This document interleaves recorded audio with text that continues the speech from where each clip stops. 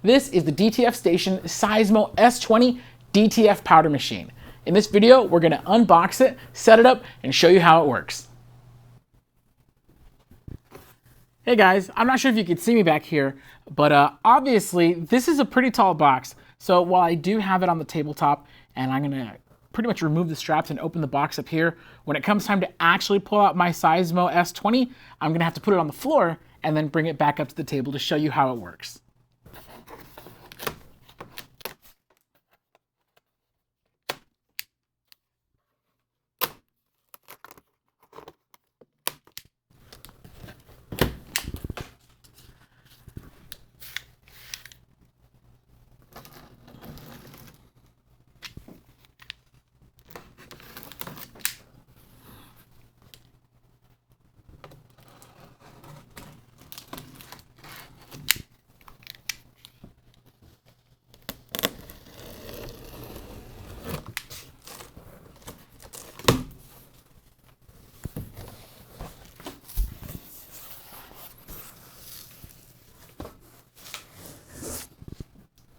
All right, let's get it off the table.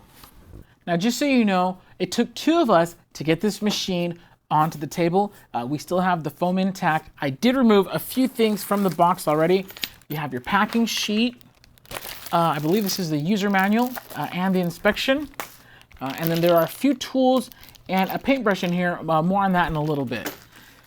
Now, before I remove these foam end pieces, I'm gonna take out the power cable. Now I'm ready to remove these foam end pieces carefully, one at a time, and we found the easiest way to do that is to actually tip it on its side.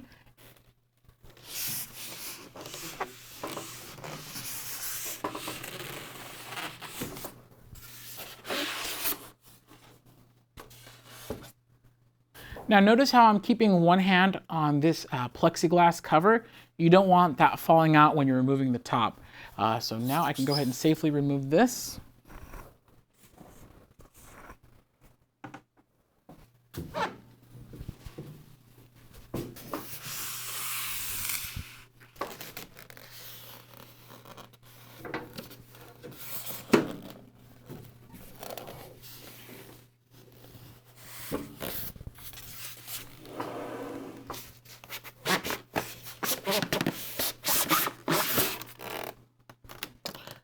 Now, one thing I'm just noticing now is in this end cap piece, there is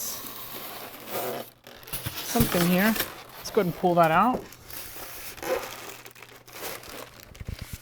It looks like we have our power supply box. We're gonna have to attach this to the machine.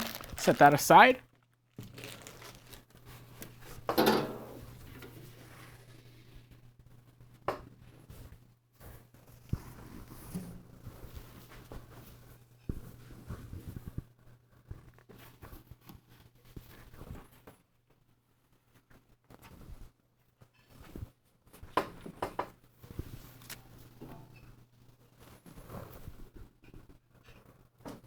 Okay, isn't it beautiful? I'm in love already. Let's go ahead and continue with our setup by attaching the power box. All right, so now before we install the control box, we're actually gonna get this wire, this aviation style wire, and we're gonna feed it through a small hole on the side. So it's easy to pull out, although you may have to, finagle it a little bit to access this hole.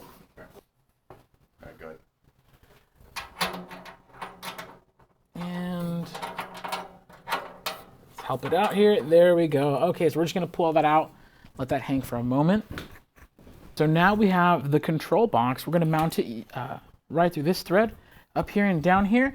Now, the first one is going to be relatively easy, but you want to pay attention to the second one because we're going to need to thread this ground wire right over that thumb screw. So let's get the top one taken care of first. We're going to thread it through, and then we're only going to just screw it in just a hair, just to make sure that the screw doesn't fall out. Now for this next one, you're going to want to thread the ground wire onto the bolt on the inside. So it's going to go right in between the control box and the machine. So first we're going to go ahead and put our screw in. Actually, I'll do that right here. Just going to hold that in place with one finger. With my other hand, I'm going to go ahead and thread the ground wire onto that screw. And now I can do a twofer. I'm going to secure the box in place while locking in my ground wire. There we go. Just make sure that's nice and hand tight. Going to go back on top now. Lock that position in.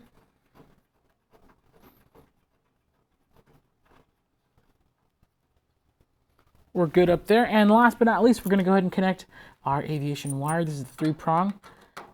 And there's a notch, so if it slides in, you know you've oriented it properly. We're going to tighten this lock right there. And there you go. Where's the power cord? And last but not least, we're going to go ahead and plug in our power supply. All right, so now we're going to go ahead and attach our handle.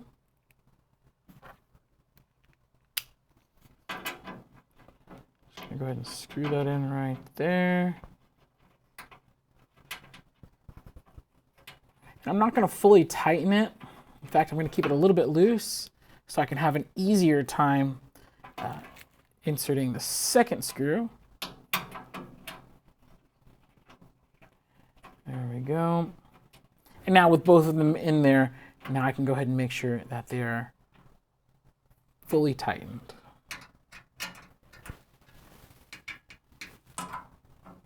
That's not going anywhere. And now's a good time, of course, to remove the plastic, protective plastic on the tray. So we're just going to slide it out.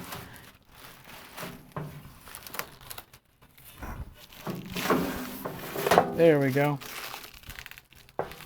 And we're going to get rid of this.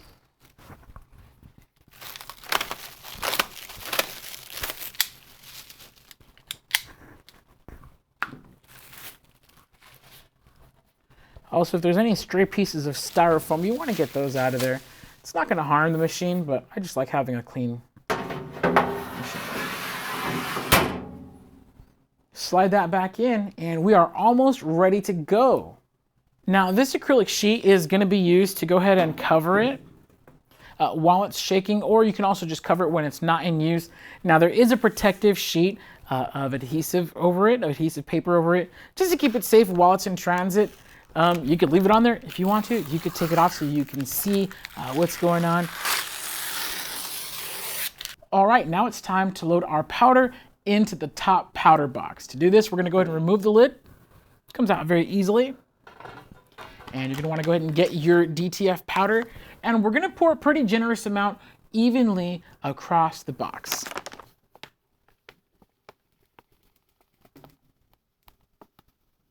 I'm just going to go back and forth until I have a really healthy amount of powder evenly spread across my box there. Okay, there we go. Let's go ahead and put our lid back on. And we are now ready to start powdering our DTF prints. Now to operate the Seismo, you're going to go ahead and open up the cover. Now when you're loading the transfers, you are going to want them to rest about as close to the top as possible. Once that's in there, put that cover back in. Okay, so let's go ahead and power on our Seismo 20. Now, even if I were to turn the machine up, nothing's going to happen because I still need to power it on here. So let's go ahead and turn it on. And then you can gradually increase the settings. You'll notice it kicks in right there. You can kind of hear it. As we dial up slowly, it's going to increase the frequency of our vibrations. You may hear a little rattle of the machine. That's perfectly normal. Your settings may vary. We're going to actually leave it right around there for this test. To apply the powder, we're just going to depress this lever right here. Usually 1 or 2 hits is good enough. I'm going to do another one just to be certain. And then after the powder's been applied, we're going to go ahead and let it sit for a few moments while it's vibrating, and that's going to shake off any excess DTF powder. Going to give it a little extra shake here for good measure.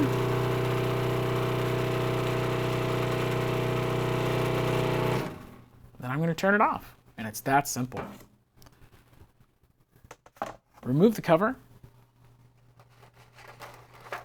Gonna carefully remove my transfer. Now, just to be sure, I'm gonna give it a gentle little flick. Make sure that there's no adhesive residue. And also, please do me a favor, forgive me for these white lines on top. I'll be sure to cut them when I actually apply this to my garment. But as you can see, we have a nice, beautiful, even coverage of our DTF powder on the print. And let's go ahead and head on over to our curing station. All right, so I'm gonna go ahead and open up our Phoenix Air. You're gonna wanna do this pretty quick so that way too much heat doesn't get out. I'm gonna place my transfer right here at the center of the oven. I'm gonna go ahead and turn on my air purifier, fume extractor, close that. Once it's closed, I'm gonna go ahead and press this button to start my timer, and that's gonna go off in 60 seconds. There's our timer and our alarm. I'm gonna go ahead and disengage that timer button, and now I can open up my Phoenix Air 16 by 20. And again, you'll wanna have gloves on to grab that out. There we go. A good indicator that we had a good cure on our transfer is that you're gonna see like an orange peel texture on the powder. It's no longer gonna look like a powder, but you'll see very clearly that it is melted and bonded with our print. I am gonna pre-press my garment for about 5 seconds. I'm not gonna really apply full pressure. I just wanna get out all the wrinkles and moisture. Now, I should mention, at this point, this transfer is shelf stable. It is able to be saved for pressing at a later date. You could even ship this to your customer and have them apply it onto their garment with their own equipment. So we're gonna go ahead and center our transfer. This is a new superhero called CMY K-Man. Very excited for his superpowers. He has the power to print in full color. Gonna cover this with a sheet of parchment paper. Gonna slide that in. My heat press is set to 320 degrees for 15 seconds with medium pressure. Now this is gonna be a hot peel, so once this is done, we're gonna wait just about 2-3 seconds and then go for the peel. Alrighty, 1 Mississippi, 2 Mississippi, 3 Mississippi. We're gonna go from the corner, go nice, low, slow. The colors came out great. The resolution is all there. I didn't have to cut or weed any of this. You just apply the powder adhesive, cure that, and then boom, we're on the shirt. And best of all, I put this on my shirt, but I could have easily sent that transfer across the country. My clients could put that on their shelves, press it, and 3 months later, still would look just as good. Last step, I'm gonna go ahead and cover this with parchment, and we're just gonna seal it in. We're gonna do one more quick press, and then we're good to go. Man, I could not be more excited. Of course, that parchment's gonna come right off, and here we go. All done. It does not get better than that. Look at that. If you have any questions, please feel free to reach out to our MyExpert support team at 800-215-0894. You can also reach us at support.heatpressnation.com.